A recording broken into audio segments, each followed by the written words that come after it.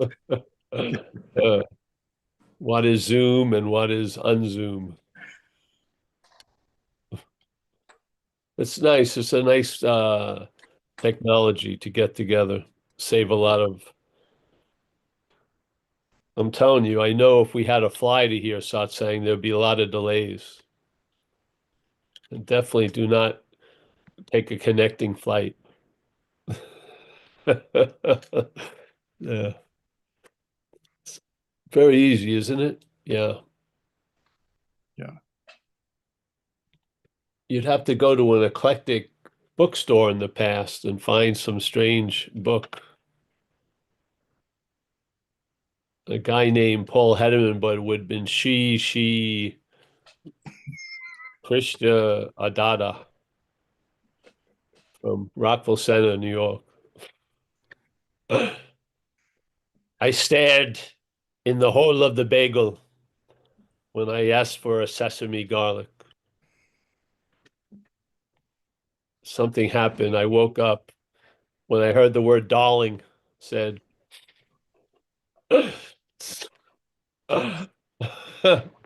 snapped out of everything.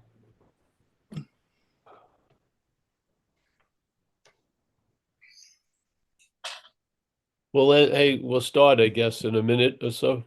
Yeah, Yeah. let's go. Oh, let's go. All right. Let's go. All right. Where are we going, Mike? Tell.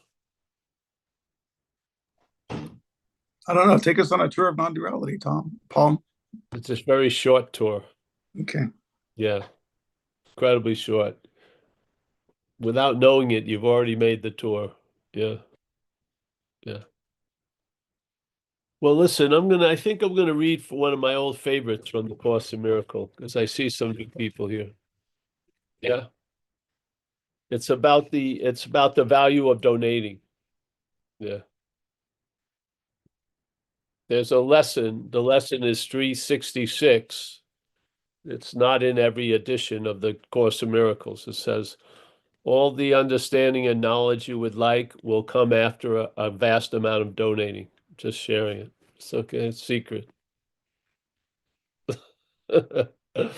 Okay, well, let's check this out. This is one of my favorites. Not that I read the whole thing, but when I somehow read this, it has it has a placer. One of the things has fallen out. So I know I go to the page every time now. If you're interested, it's from this edition of the Course in Miracle. No, let's keep thank you. Because then it's back in and out and out. It's page 468 under the topic, the message of the holy relationship. This thing, I don't know how I got to this, but it's made such a big impact that I've kept it and I go back to it uh, when I feel like it. So here it is. It says, yet we have heard a very similar description. So let's go take this very slowly. Yeah. It's talking about previous descriptions of something in earlier in the book. So it says, yet we have heard a very similar description earlier, but it was not of you. Okay, so very simple. This is really the whole direction of pointing in non-duality. It's really pointing at what you're not trying to point at a mystical what you are, but it's a pointing of what you're not, because what you're not can be described. Yeah, it can be understood. You can gain knowledge about it. Yeah. These things you can't do concerning what you are. You can't understand it from where you're sitting right now. You can't experience it. You can't know it. You're being it, but you don't have the luxury of knowing it. You'd have to be something else to know it, and this is non-duality. So there is no something else to know something else. Yes? There's not two. So what is that description? Well, it was not of you, very clearly. This is actually the spirit of our satsangs, to tell you the truth, in a lot of ways. what we attempt to describe here over and over again is not of us. Yeah. Yeah. Why do we want to describe it? Because it's taken to be us. Yeah. Who's taken it to be us? Itself, not you. Yeah. You're an audience that gets dragged along for the ride. Yeah.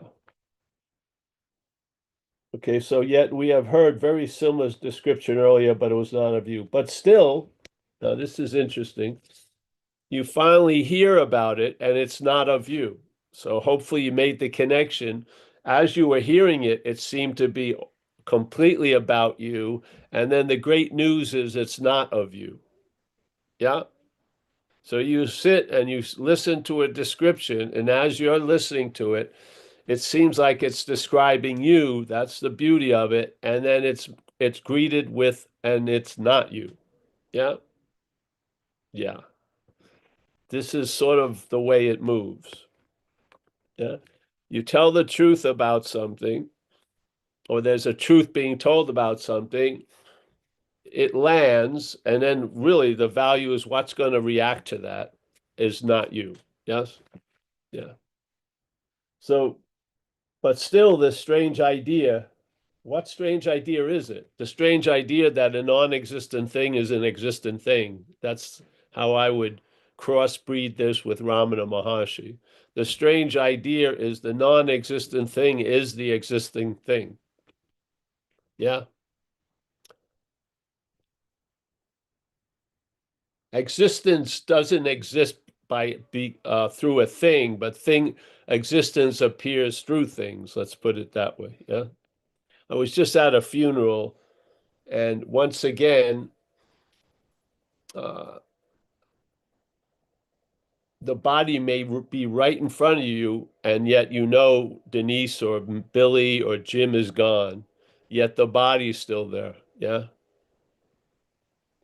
But you're very clear now that the misunderstanding of the existence with the body has been settled because the existence seemed to take in flight and the body is left behind. Yes. So the whole story that you as the body or the body as you was that which is existing becomes mute as soon as you see the dead body. Yeah. Now it would be nice if you could see the dead body before you're dead. Yeah. It would be very helpful. The body is dead already in a way. Yeah. It's animated, but yeah. But here, so reason would tell you. They use the word reason a lot in the course. You could call it wisdom, but they usually would term it reason. So it goes here. But still, this strange idea, which it does accurately describe, you think is you. And there you go. Yeah, this is a mental birth of something that never got birthed. Yeah. It's birthed in the thoughts, in the thinking. The thinking births the idea of you as a noun doing verbs and verbs doing something to that noun and on and on. Yeah. And then the faith in the thoughts keeps the whole thing going. Yeah. Because as it's going to say in a paragraph later, it describes it perfectly. We'll get to that when we get there. So reason would tell you that the world you see through eyes that are not yours must make no sense to you. Isn't that incredible?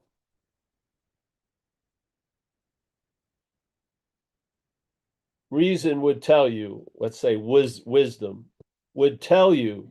It's attempting to every day. It's attempting to break through. But this cherishing of self, this stubbornness of the ideation and the how drenched we are in the interest and attention towards this idea works as a way of camouflage. Yes. It's almost as if your head has been wrapped with saran wrap. It's so tight around your face, you don't see the saran wrap, but you see everything through the saran wrap. Yeah. So this act of being identified as the body or as self is we take it to be our eyes when it isn't our eyes. Yeah. So it's when thoughts are seen and not held as yours, you start seeing the saran wrap. You start, a space happens between the thoughts and you. You don't go with the thoughts. See, here's space. There's this, what we are, presence, let's say, and then there's thoughts. And thoughts are like this. They're pulled with the mind. And so now we move through space like this, never seeing, you know, now suddenly you see the thoughts as thoughts. The thoughts move, but you don't. So now you see the thoughts. You're not looking from them as my thought, you see them. Yeah. Space is the great elixir here, to tell you the truth. It's the great elixir. Once something is moves away from you and you don't move with it, or you see that which moves with it isn't you, that's really the beauty of it. Yeah, you see the emperor with no clothes. That's simple. Now, I don't know how many times you may be a voyeur, so maybe you want to see the emperor with no clothes thousands of times. For me, I didn't have that fetish. I just wanted to see the emperor with no clothes, so that no matter how much clothing it wears or what, swift nice little ensemble or wardrobe, I would know, a knowing that the emperor has no clothes. Yes? It doesn't come about by how many times you see it without any clothes. It's already known inside. There's a knowing of it. So it may need one trigger, it may need 50 triggers. The triggers aren't it, it's just the knowing. Yeah. There's a knowing beforehand that you're not that. This is not about a re-education. It's about bypassing education and not you know ideating knowledge, but the knowing of things. Yes. Yeah. So reason would tell you that the world you see through eyes that are not yours. That's a strange. Has that come up in your head today? When you looked in the mirror, they're not my eyes. Maybe you wish it wasn't your nose or something, but I'm sure a lot of people do that. Or this isn't my hairline. I thought it was bushier over here, but these are not your eyes. What? Tell me, were you confronted with that this morning in the mirror? These are not my eyes. No, but here it's saying, I mean, some people really love the Course in Miracles. I love whatever it represents. So uh, it's basically saying it pretty clearly. Reason would tell you that the world you see through eyes that are not yours. What? The body has eyes, yes, but they're not mine. What? I would think I would have obviously ownership of the eyes because it's my body. Wow, we beg to differ. This body may not be yours, therefore its eyes aren't your eyes. Yes? What? Yeah. Incredible, eh? Why do we call them our eyes? Because they're of a body that we call us. We don't, but something constantly is calling it us. Constantly. Since you were young, it kicked in and it's been relentless ever since. Yeah. But here, the Course, in a very nonchalant way, goes, hey, a little bit of wisdom. Yeah. Maybe it's a wisdom that you don't have to get, it just has to be released. Yeah. The one who you're sending to get wisdom is wise enough not to get any wisdom about itself.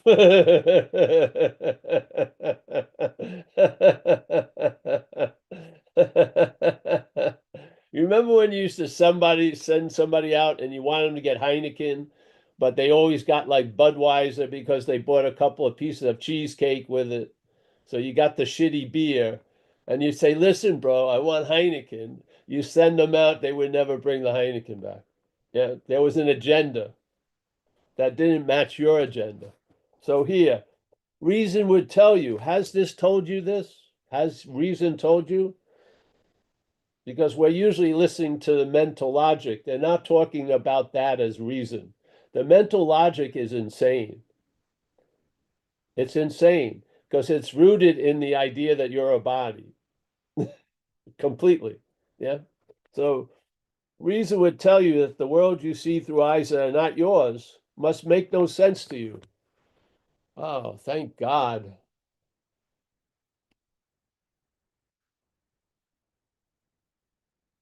Hmm. To whom, and so here it's now going to start asking questions. The next sentence, a few of them are followed by a question mark. Quite good. Yeah. So there's a different attention to it. Yeah, when there's a question mark, I feel. So he goes, to whom would seeing such as this send back its messages? Interesting question. So to whom, so the seeing that is reporting what's going on visually isn't ours. Yeah. Yeah. And what's making sense of the seeing isn't us. So there should be a healthy suspicion when you arrive at a conclusion, like I'm the doer. These conclusions are really based on weak stringing along, weak reason. So here, to whom would seeing such as this send back its messages? Surely not you. Isn't that an incredible statement? I mean, it's so obvious that surely not you. Yeah.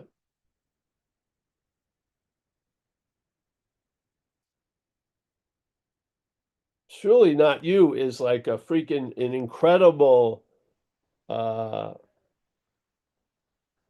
trolling in like satsang. Surely not you. I mean,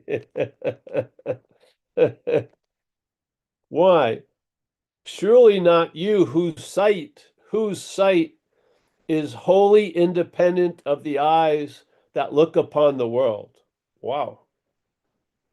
It's not arguing that there's eyes that look upon a world.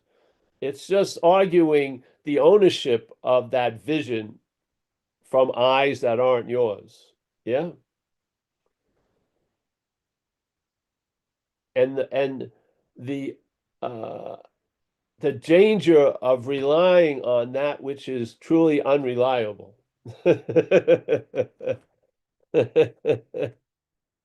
So, to whom would seeing such as this send back its messages? Surely not you, whose sight is wholly independent of the eyes that look upon the world. So they must be talking about a different sight. Yes. Let's call it awareness. Yeah. So awareness is a sight without eyes. Yes. It doesn't have an organ to see. It is seeing. Yeah. Yeah. So awareness. So it goes here. If this is not your vision, what can it show to you? In my case, it showed me that it's not my vision. That's what it showed to me. I think that was pretty good. If this is not your vision, what can it show to you? It's not my vision. Fantastic. This is what we need. You see, people go, oh, that's the obviously, I am the all oneness. No. Yeah. What you're seeing before you state I am the oneness is not your vision. It's what? It's not your vision. And its idea of the oneness is not your vision. It's not your idea. Yeah. It sees oneness through a lens of two-ness. That ain't oneness. That's a oneness given meaning by two-ness. So it's two-ness. And this message is not two-ness, not two. Yeah.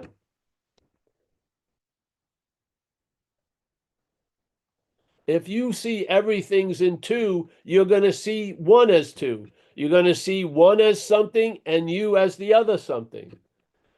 I I'm going to go know oneness. That's two-ness. Yeah. I'm going to know radical oneness, still two-ness.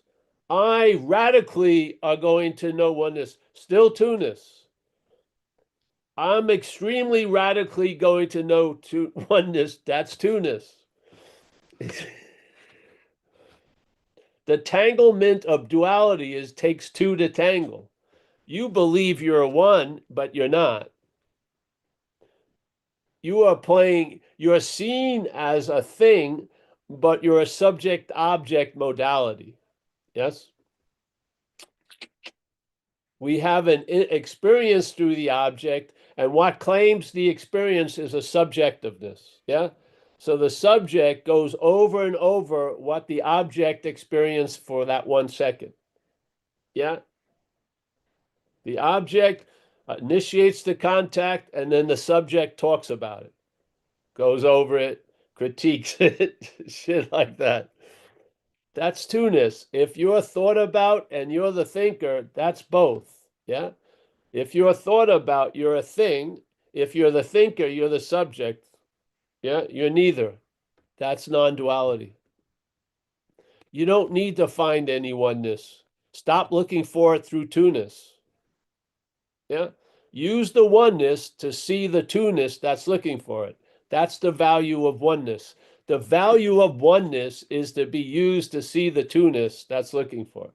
That's all the value it has, literally.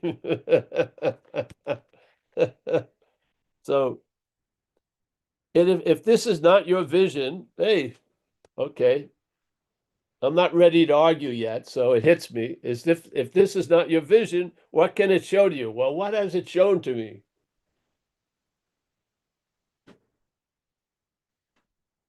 Hmm.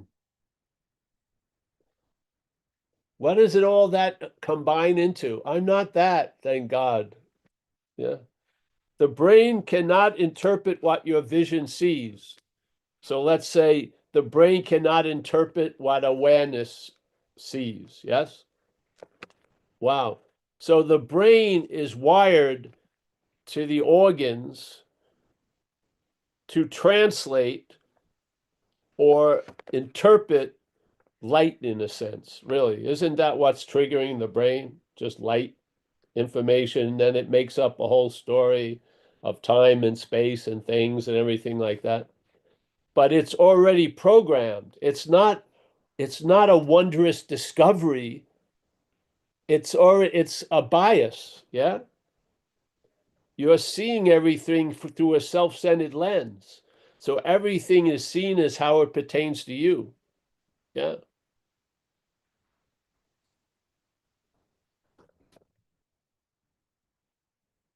So the brain interprets to the body of which it is a part. That's an incredible statement for me. If you wanted to isolate one sentence in this whole book, that would be one of the sentences I would isolate because it explains a whole lot. Yeah. We have been listening to a station, yeah, that we thought is objective, but it is subjective. Yeah. So we're not getting the truth be told. We're getting a truth that's told to us. Yes. Yeah. And there are some confirmed biases that never get touched, which is, yeah, the eyes that you have are the ones in the body. Yes. Yes. So the brain cannot interpret what your vision sees. This you would understand. So first we hear surely not you, and this you would understand. Quite emphasis, yeah? Like in Ramana, he would say the greatest mystery or the problem. That's when you should peak up a little bit because he's gonna go to the meat of the matter, yeah? They always say it. He says the problem, the greatest mystery. Here, it's surely not you, and this one, uh, the brain cannot interpret what your vision sees, which this you would understand. Unbelievable. Yeah. Yeah.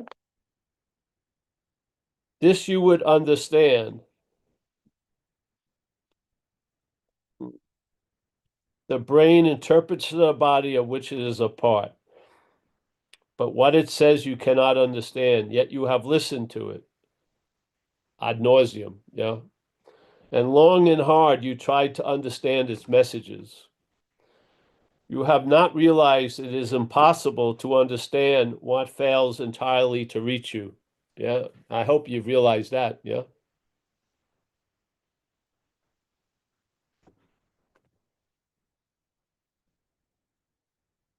So here, for you have listened to what can never communicate at all.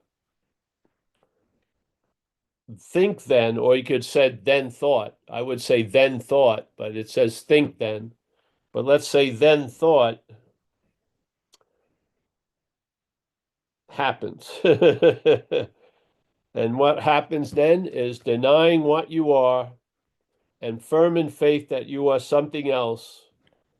This something else, it says that you have made to be yourself. I would say that the head has made to be yourself. I see a difference. I don't believe you're the cause of fucking anything here. Yes.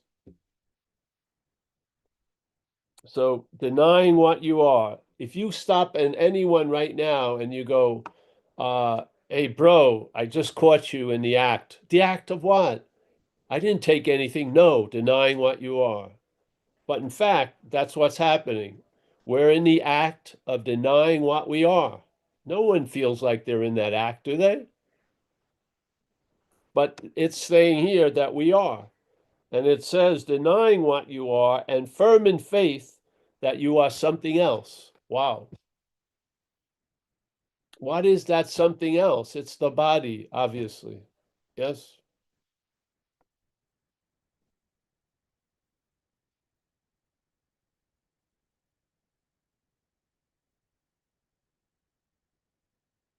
Denying what you are and firm in faith that you are something else. This something else that you have made to be yourself becomes your sight. Yeah, the sight that we're having is given to us by the brain that interprets everything to the body. There you go. You want to know one of the greatest mysteries? That's it. Why would you want to get to page 84? See that page. The brain interprets to the body of which it is a part. You don't have any dog in that hunt. You just see it. You see it with awareness. Yeah? Okay. Wait a minute. So there's been a faith in something that doesn't really deserve any faith. Yeah. And that faith in that is actively fueling the denying of what I am. So I am actually in the act of denying what I am when I'm promoting this idea of me. Wow. So here goes. Yet it must be the something else that sees and as not you. We understand the word not, don't we? And you. Not is negating you. You could say non you, just like it's non duality, but it's not two. Non means not. Yeah. Here he goes. It must be this something else that sees and as not you. This is called the seer. Yeah. The seer is not you. Is there seeing? Yes. Is there a seer? No. Is there hearing? Yes. Is there a hearer? No. Is there feeling? Yes. Is there a feeler? No. That's it. That is negation. It's not negating the verbing, it's negating the noun. Yeah. The verbing stands alone. When you negate the noun, you don't go blind. The seeing continues, the hearing continues, the feeling continues, the tasting continues. But now you travel lighter through that whole event at the starting point, not trying to travel later, 12 chapters later, but at the point, yes, where the heaviness is a rock keeps building and then being delivered through the word my in English. Yeah. My thoughts, my feelings, what I saw, what I heard, what I did. Yeah. So, and as not you, this is incredible here. So it must be the something else that sees and as not you explains its sight to you. You may be hearing it doing it right now. Yeah. You may be hearing something trying to explain what's going on to you right now. This isn't like underneath hermetically sealed glass. This is an activity that's going on right now. The activity of denying what you are isn't just like 8:30 to 9 in the morning.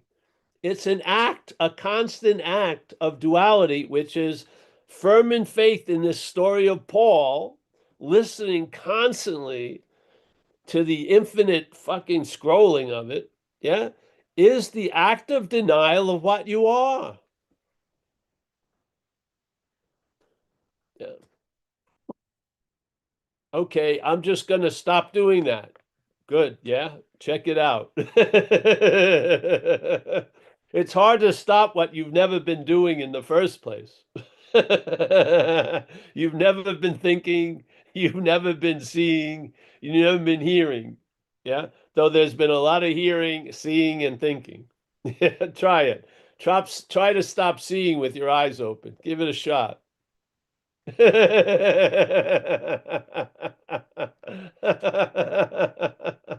All right, everyone, all at once, stop seeing. Shit. It seems to go on uninterrupted. If I vow one way or another, it still happens. Yeah. Something is better to have. You are nowhere near the controls of anything. Something new better than that. It just basically, uh, this something else that sees and that as not you explains its sight to you. Doesn't that sound familiar? Isn't it doing it right now? Did you ask for your head to give you an explanation of why the toaster didn't toast as well as you thought it did yesterday? Did you?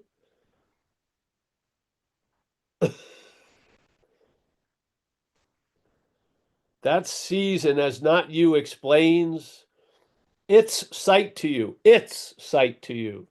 This is not your sight we're speaking of. Yeah. Its sight to you doesn't equate to your sight. You can separate the two. Its and yours are different. Yeah. Its is something foreign to you. Yeah. How it dictates our vision is yours.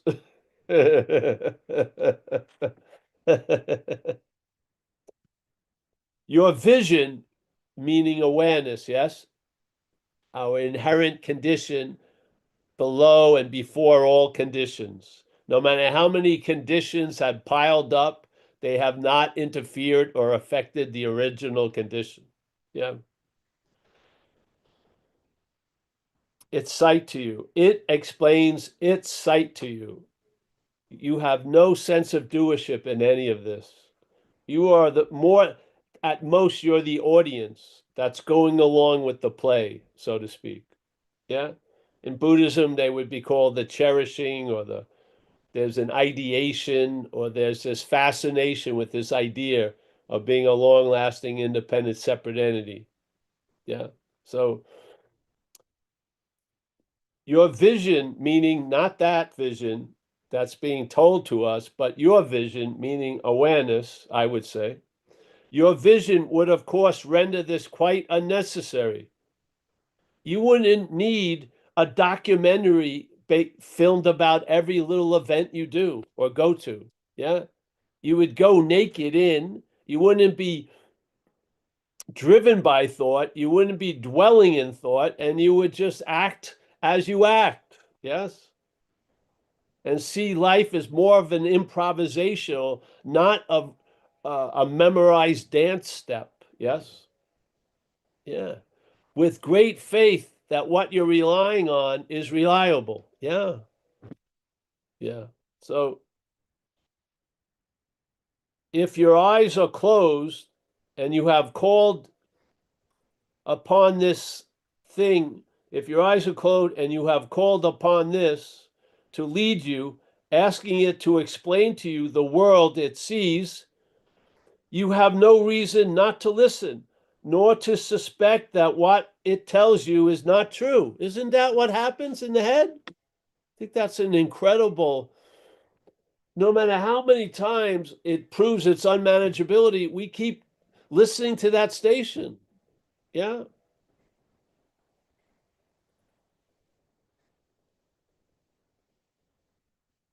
So now you have reason to suspect it. Yeah. Yeah. The thinker is a thought. There is no thinker. It's a thought that implies a thinker that raises one thought above all the other thoughts. They all have the same height, the same size, no bigger or smaller. The thinker is a thought. Yes. It's a thought that says it's having all the other thoughts. Yeah. Feeling is claimed to imply a feeler. And I'll tell you, if you've ever followed the vision of feeling by the head, it would have been better if you had Braille. Yeah. Braille would have been more clearer than your head talking about feelings. It doesn't know when they started. Doesn't know when it ends. They call excitement anxiety. They call anxiety excitement. You feel a little weird. You think it's a lifelong depression starting. You feel great. It tells you it's going to disappear any second. It just plays. It's insane. You're like a yo-yo getting oh, the bondage is unnecessary. Yeah. There will be doing without a doer. There will be feeling without a feeler, because that's the state already. Yeah. The idea that suddenly you're the non-doer of your life, no, you have not been the doer of any of your life. That's the message. It isn't suddenly on whatever day this is, Tuesday, May something, you have now become a non-doer. No, there's been never a doer. But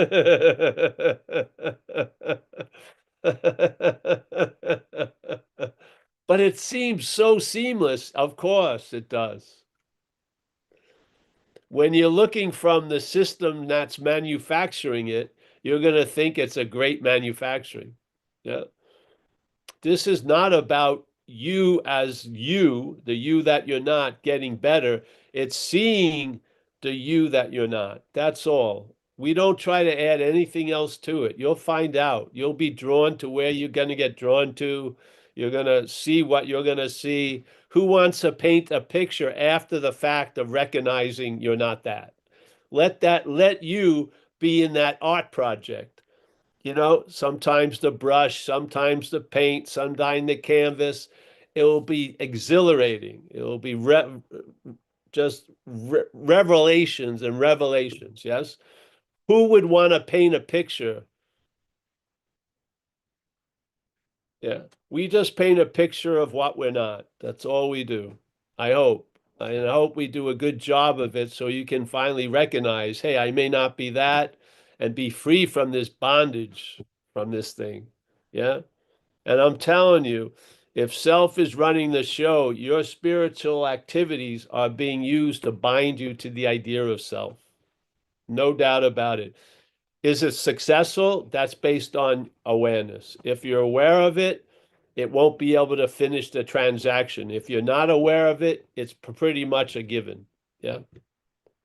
Without knowing it, as you're moving your little cheeks to the meditation cushion, it will have you as the meditator already. Yeah. It doesn't care how much verbing you do as a noun. It doesn't. You can hold your breath for 50 minutes instead of 20 minutes. It doesn't matter. Once you take a breath, there'll be you there. This is about a warning. Yeah. The message has to come with warnings because the message, when received, is going to trigger a reaction from the mental state. And if you don't see that reaction, you're going to be looking from it. It's just that simple. It's very, very fast. And if without you slowing time down, it's going to, by the time you come to, you'll come to as it sees you. Not, yes, not as the seeing, but as it sees you. That will be your starting point, and it ain't the starting point. Yeah. So this is beautiful because non-duality will frustrate the hell out of what you're not. It will. It won't bend for it. It won't try to fit itself around it. It's just going to have you naked and check it out. Yeah. Check out your desire through intellect to know something that you already are. Check out thinking that you can do yourself into a state of being where it says very beautifully in a beautiful thing called faith mind. You can't use activity to produce stillness. That would be activity. You cannot use activity to produce stillness. That would be activity. Yes. You start with that what that you want to get out of, and you try to get out of it. That's being in it. You see, if you start from that which you'd like to get out of, that is the bigger in. Yeah. Yeah. So this is magical for me because it demands nothing. All you need to do every time you're ready to, like a call to arms, you just sit down again. And then suddenly that which moves, you see from stillness. And that all that which is moving is not you. And finally, you get a sense of your original face, which is no face at all, but the sense of it is a deep stillness, not even a deep stillness, just stillness that spreads. Yeah. And everything that moves and reacts to the message is not you. Aha.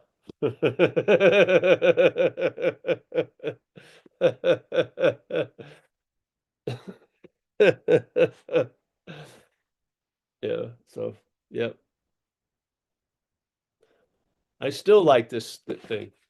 Yeah, I've been reading it now. I don't know how many years, 30 years, 20, whatever. Not 30, about whatever, long time. I think it's such a beautiful negation. Yeah, what it never taught, it talks about what we're not.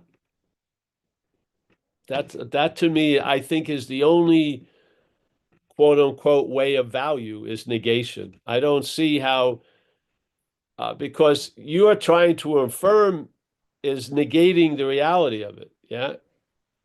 Yes. Because being ourselves reality, if you're affirming that, you're actually negating its reality. Yeah. That which is affirming it is not the reality. So when it's chanting, I am this, I am this, I am this, it's really reinforcing, I'm not this, I'm not this, I'm not this. Yeah. Yeah. So, all right. Anyone? Not yet. Don't see Not any yet? hands. No. Let's just sit and luxuriate in.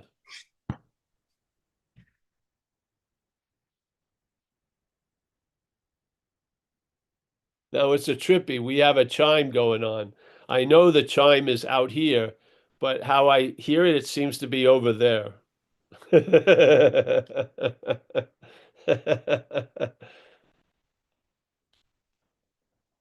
The system's breaking down. Old age, really. You know what we're witnessing a lot in our society with dementia and all this? The finiteness of the mental loop that plays this story of self. It's worn out. Yes, it's gotten stretched too much. It runs into big gaps, and yet it continues as soon as it hits the unaffected tape. Me, yeah. but it's getting all strung up. You ever seen a tape?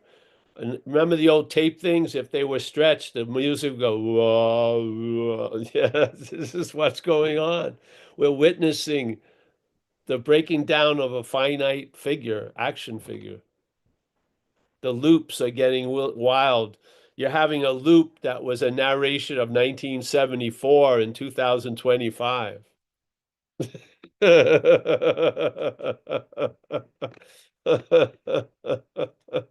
Wow.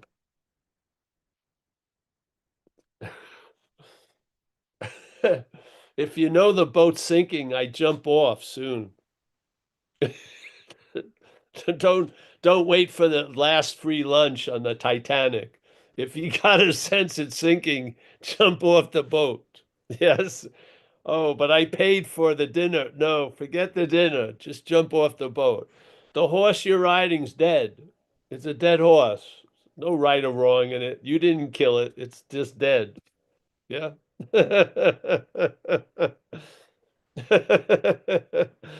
Oh, come on. Let me think about it more, please. You've had enough. You probably have had enough satsang. You should be enjoying satsang like a shower, not looking for information through it.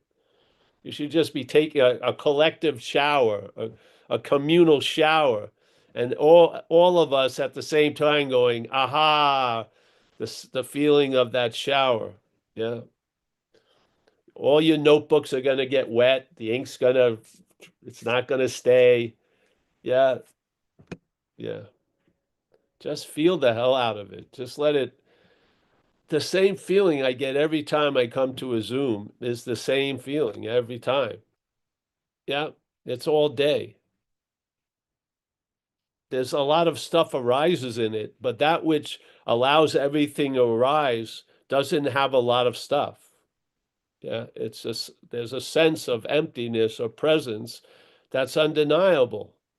Yeah, we're trying to partition it and put borders on it and make it days and months and night and day, but in fact, it's just a seamless like bass note that just plays as long as there's a hearing of it. Yeah.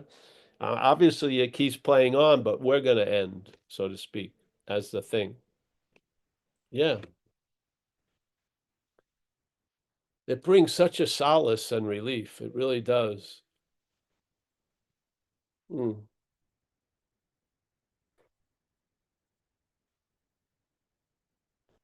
Okay, well,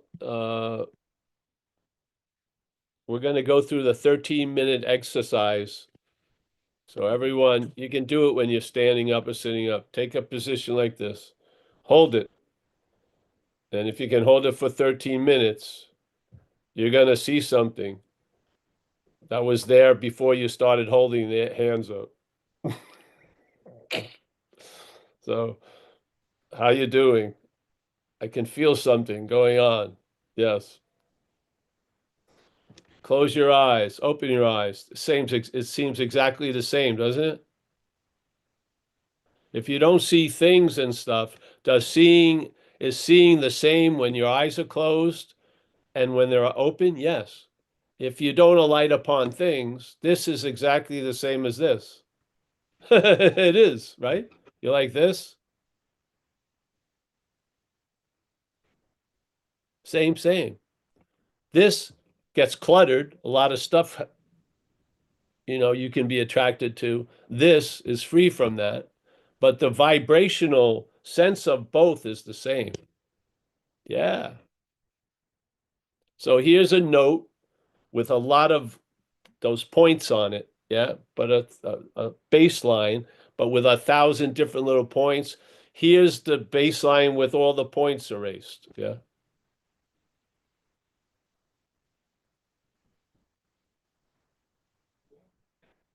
Yeah. You tell me the difference.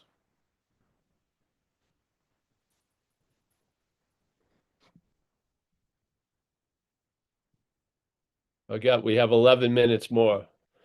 All right. I should have listened to that guy that used to give the guided meditations. I should start doing that. I have my 10-minute guided meditation, my 15-minute guided meditation.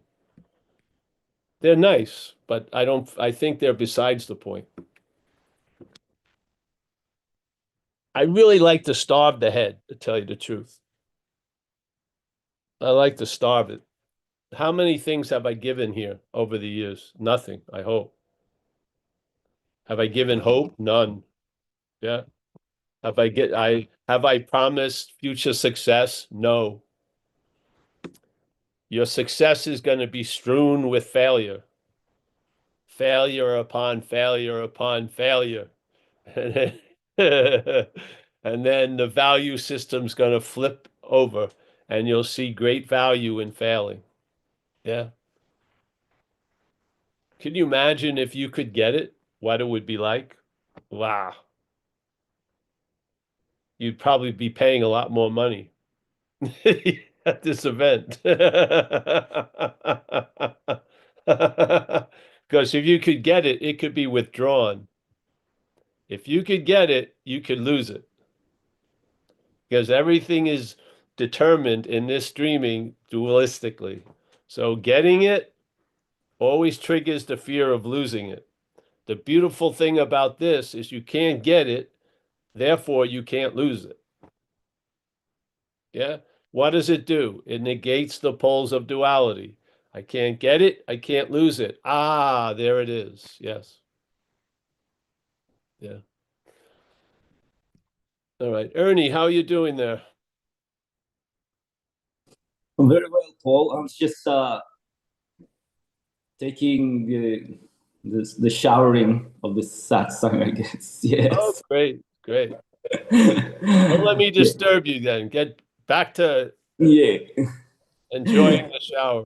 I was thinking a lot about what you said, and you mentioned about the movie The Matrix, and I think the Oracle said that everything that has a beginning must have an end. So I guess Ernie came into existence, which is unreal, Yeah. and eventually it will pass away, and that becomes, in a way, unreal, an illusion, because now it exists, and then in the future it will not exist. Well, And I then, believe you don't exist, Ernie, at all. oh, okay, yeah, that's the difference. Okay, I take it as a dreaming, literally. I don't think we have a clue what reality is at all. I yeah. think the only way we can have an idea of reality from a viewpoint of dreaming. So I'm very suspicious of that. Yeah. So I believe, have have you had a very hard day and when you went to sleep, you completely forgot about it? Yeah. When you finally went to sleep, you were freed from all the tension and the anxiety about the topic. Yeah. Even though the topic may not have changed, something did, and then you were free from the anxiety. Yeah. I feel all these little events like that are mimicking the large event that nothing ever really happened here. Mm. Even though there's lots of happening, there's nothing that ever happened. I do not believe that if I passed away, the space would be a little lighter if you waited. Yeah. Yeah. So if you have an appearance, we used to use the idea of a wall. So if you're in a room, which I'm in, you see a wall. Yeah. Now, what happens if you uh, deconstructed the wall? Would you have to wait to the moment the wall disappeared to stick some space in there? Or is really the wall appearing in space? When you broke the wall down, would there be a weird emptiness compared to the space around it? Or would it just seem like it had never been there to begin with? Yes? Yes. Isn't that we don't come to that feeling by knowledge, do we? No, you just know it. You have a knowing of it. If you take the wall away, the space is not lighter now that the heaviness of the wall has been removed, is it? And then if you put another wall of brick, does it get heavier? No.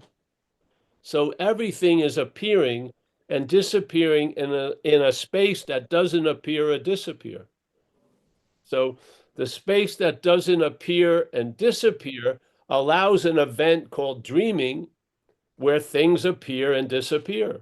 Yes? And the difference between the two is just that.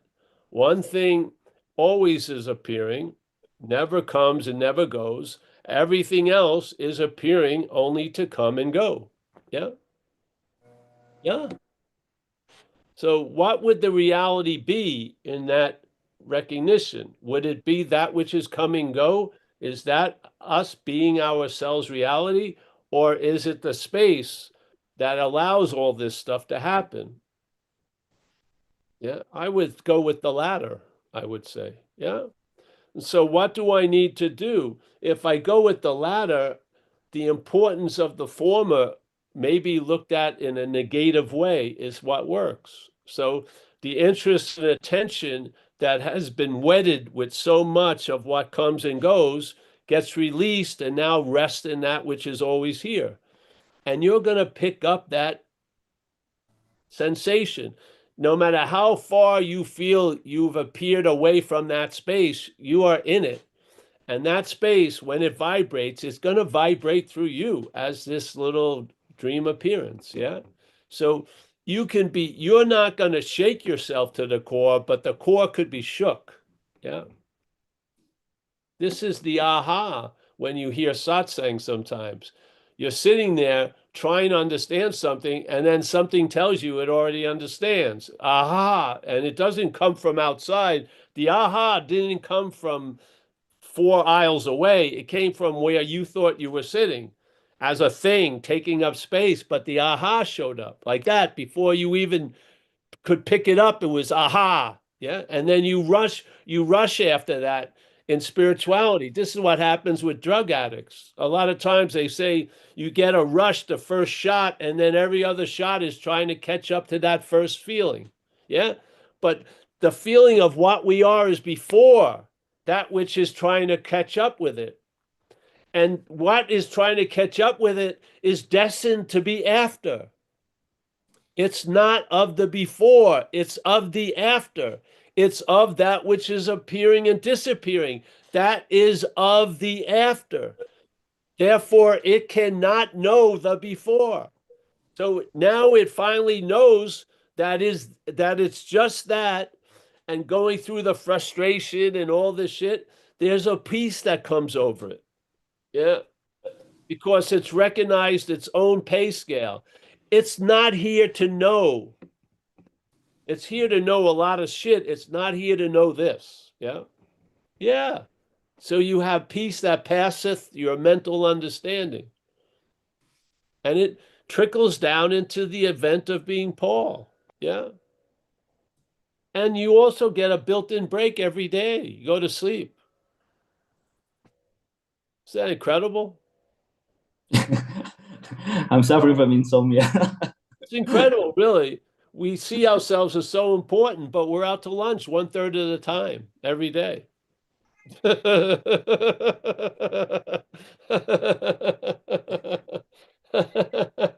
I really love my friend when he's asleep. When he's awake, it gets a little touchy. But sleep, I love him. He looks like a baby when he's sleeping. Thank you, Paul. That was really good. I've never seen it that way. I've seen it as like a continuous, like it comes and then it goes. Like, but I didn't see it that way. That it never existed.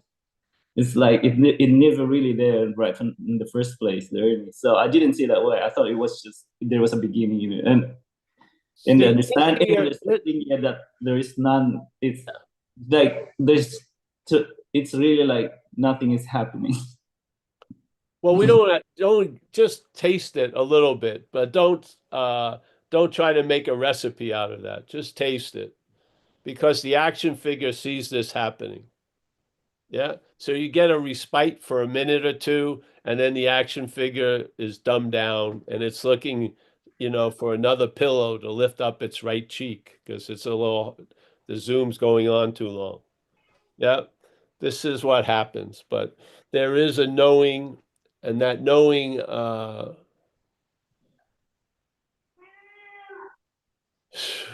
Thank you, Paul. yeah, yeah.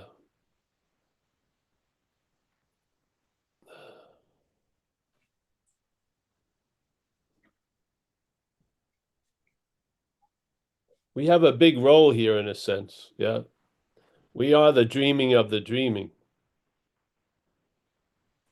Yeah, you can't say that about anything else. So reality is dreaming this seeming reality in a way. Yeah. Now we're the projection of mind. We're thinking we are the one who has a mind. But that delusion is only going to last for a certain bit of time. Yeah. Because it doesn't have a reality to stand on. It can only appear to reality. And once the reality is done with it, it doesn't appear. Yeah, there you go.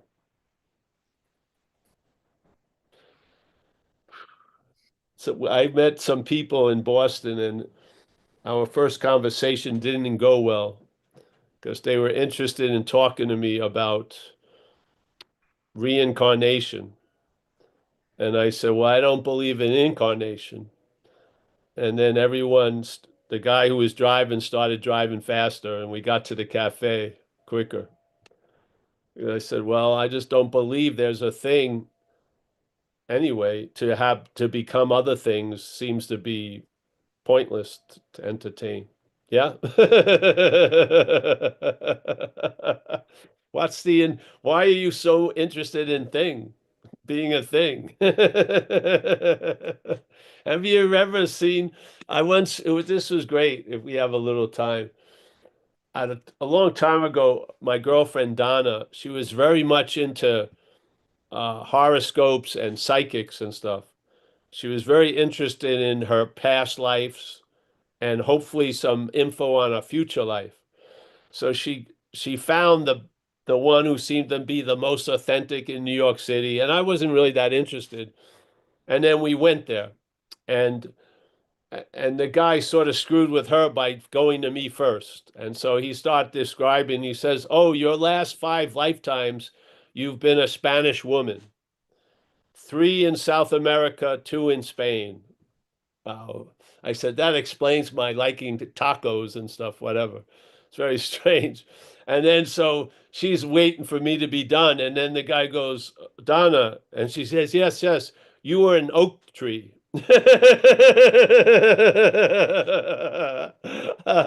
Luckily, he had gotten her check before that because she wouldn't have paid him. What? I was a tree? Yeah, you were an oak tree. I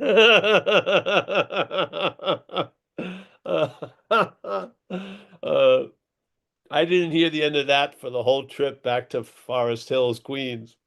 So, yeah. I mean, yeah, whatever. Hey, Paul, David has his hand up. Oh, he does Yeah, he? David like to When come I in. taught you not to put your hand up, bro. All right. Come on, David. So here's something you might comment on to unlock the mystery of money, maybe, and the interest that I guess a lot of us have in it. There's the idea in, if you will, conventional mysticism, mystical teachings that if you give money to a teacher, a renowned teacher or whatever, that opens a space within you for like his teaching to enter. I believe that. And I will sometimes tell clients to, if they have any affinity for Catholicism or whatever at all, to go to a big institution like that like represents a lineage or whatever, and you fork over some blood, sweat, and tears, and you will benefit in a way that you otherwise wouldn't. I wouldn't advise that. I would go to an independent little mom and pop store and support them religiously. Yes. Like in Nevada, Paul, Could or be somewhere else. Nevada. Yeah. You could start there. No, go ahead, David. I'm joking No, around. I was just, the whole thing about money and attachment to it or interest in it. and overcoming that, and it being such a profound thing in society. You Yeah. know, Again, David, I wouldn't see overcoming it. I would see I'm not that, which is wanting to overcome it. Yeah. Hmm. I'd start there first. So I would use money as I use everything else, just to see who's concerned about it. Yeah. Right. Yeah. Just because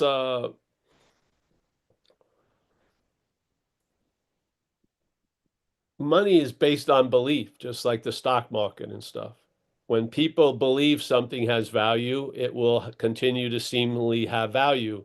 When it drops out, it collapses, yes? Because it's all based on belief. Yeah, yeah. So here in this dreaming, as we believe, so it is, has a lot of merit, as Jesus supposedly said. Yeah. So we have given everything all the meaning it has, so we have given money a meaning. Yeah. And as long as everyone stays in a somewhat agreement with that, it will have value. Once it's questioned to a certain critical mass, then it collapses. Yeah. Back to That tells me basics. a whole lot more than money. So basically here, there's set up here a lot of needs that you have to have met. Yeah. Yeah. To juggle the condition of the action figure, because the action figure's condition isn't based on an inherent condition, it's based on the outer conditions. Yes.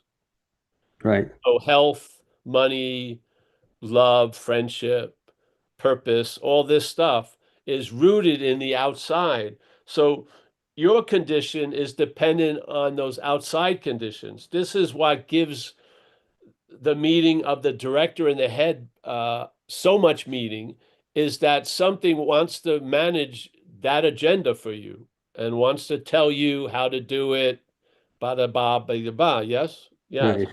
So it fixates on it and it attempts to manage the outside to produce an inside condition. Yes. Well, Wow. in a sense, this message would start with the inner, it's not inner outer, but let's say the underlying condition can outshine the outside conditions. Yes. So your true and the greatest investment would be the investment in the awareness of what's going on, in a sense. Yeah. Yeah. Right. But in here, in this world, I believe in tithing and stuff like that. I think that stuff is like the Course of Miracles would call it magic. Here, magic works. So sometimes tithing and stuff like that. Uh,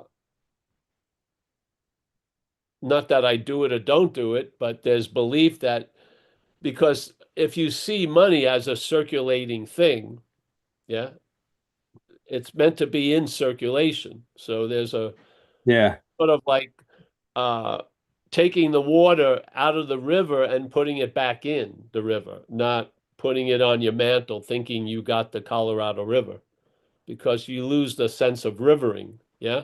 Yeah. Yeah. Wow. So, and there are some people I know, they don't need a psychological talk about why they should be okay without any money. Just lend them money.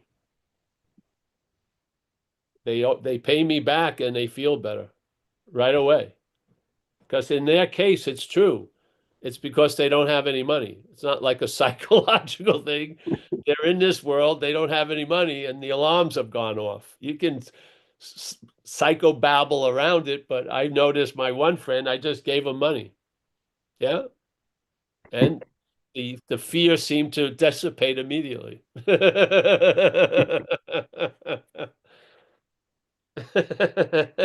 And if we're talking about people in recovery, you if you lend money to newcomers, that's giving money. That's not lending money. Probably not going to get any money back. So just make sure you realize you're giving money. So, Now, as a counselor, the first thing you have to tell them is, I'm not a bank. yes, of course. Well, with the self running the agenda, it's completely relying on unreliability. This is why it's so freaked out. Yeah. Yes. So in AA, we have a thing, you will be relieved from the fear of financial insecurity. Doesn't mean you're going to get money. You're just going to lose the fear of financial insecurity because you're going to be, your true investment is going to be in a spiritual bank, so to speak. Yes. And you come to believe that that works, and then it seems to work. Yeah. So a lot of the head being outside is looking to manage outside conditions to try to produce a subjective condition which it cannot stabilize. So its whole financial investment in this life is bogus. It doesn't work. Yeah. Gotcha. It's failed from the beginning. It is. You're not going to, most retreats that people go to, they're controlled. Yeah. Big They're a setting that's controlled. They're managed. You're going to eat at a certain time. You can't go anywhere, this and that. You do certain things. Everything's controlled. And then they can manage to produce a condition, but that condition doesn't travel well. When you leave the controlled environment, shit kicks up. Yeah. You want to listen to heavy metal music on the way home. Shit kicks up, and then you see the system gives you its only answer: do more. So stay longer in the controlled environment, this and that. And yet, once you try to disguise an outside condition as an inside condition, it's going to fail you completely. Yes, it is. And more is not the answer concerning an inside condition. It isn't. Yeah. You cannot have more of everything. There's plenty of it already. So yeah. It's like when they do in Zen, I used to hear in New York City, they had a 7-day retreat where you would live as if you were homeless, but knowing you had an apartment to go back to and shit. That's not homelessness. Yeah, homelessness is knowing you don't have a home. It's not like, oh, I'm going to live on the street for the weekend. Yeah, anyone can pull that off. If you see it's going to be your lifelong destination, that's homelessness. Yeah, yes. So we try to stabilize outside conditions to make an outside condition that we call an inside condition stable for a while. It's still outside. Yes. What you are is a before condition. It's not conditioned by any other condition. Yeah. Truly, true reliability. Because when you get it and sense it, you're completely disarmed. You're not called to arms. You're completely disarmed. Yes? A relax and a peace comes over you because the battle is fucking over. Yes. You lose interest in the winning and losing side. The whole checkerboard of black and white pieces changes. Yes. Yeah. Yep. So, all right. Thank you. So, money. Yes.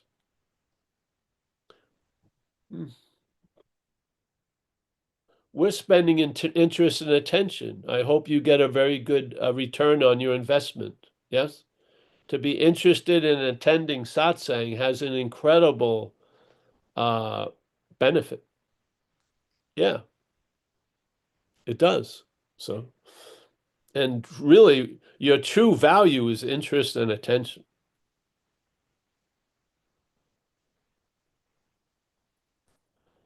Yeah, yeah.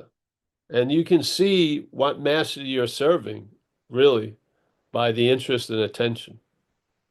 Yeah. You're going to lose interest in a lot of stuff. Yeah. And you're going to gain interest in just the presence of the moment. Yeah. Yeah. You're gonna be very interested in awakeness for the sake of awakeness. Yeah, because you got you got a couple of clues that you realize it's not of the same cloth that's always here in this world. It's not of the same cloth. The baseline is different than all the other lines. Yeah, it's different, and that difference is quite enticing to the interest and attention. Once it gets a flavor, because it's really of no thing, interest and attention. It's being directed to attend to things all day, but it's really of no thing. And it finds rest in presence. It does. Not in presence, ENTSs. It finds rest in presence. It does. Yeah? Yeah. It gets a deep breath and it gets out back out here. So now you have a breath of in and out or in and of that circulates instead of all in or all of. There's the appearance in, and there's the reality of. Yes, and you're breathing. Your attention is circulating. Yeah. Yeah. I used to talk about it a lot. It goes back, and when it comes back through, it brings something from the of that you can't find in the in. Yeah. So in the in, you're doing whatever is necessary to do for the day as the action figure. Then you go in the of, and when you leave the of to go into the in, it's no leaving, but it brings some of the ofness with it. Yeah. Yeah. It sprinkles it here. And you're very clear it did not grow in the in. It was delivered by the of. Yeah. Yeah. I used to do a lot of that years and years and years ago. All right. I think that's it. Yeah. Oh, all right. Let me say, David Lowe, you're a lifetime member, brother. We're trudging the road of happy destiny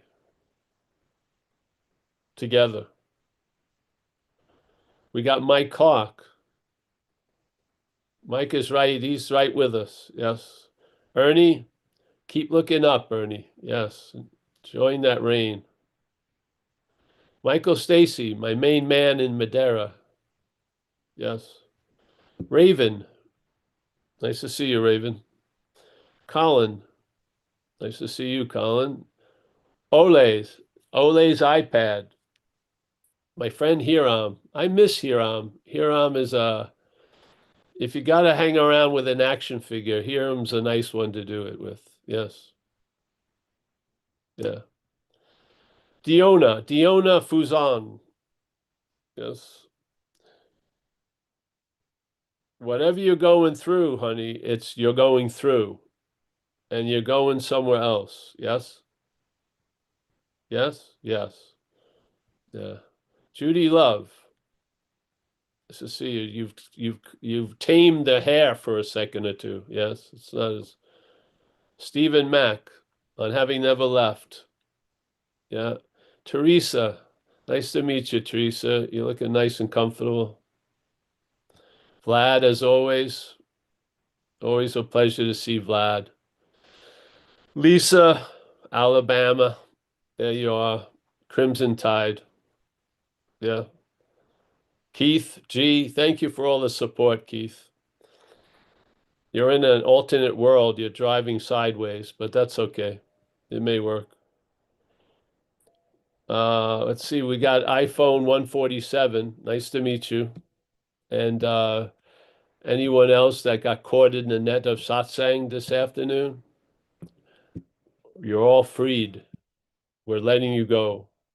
All right, everyone. See you. See you, Mike. We have the regular schedules in play now. Hopefully, I'm not going anywhere for a while. All right. Thank you. Everybody. You too. Thank you. Thanks, Paul. Thanks, everyone. Thanks, Paul. Thanks, everybody. Everyone.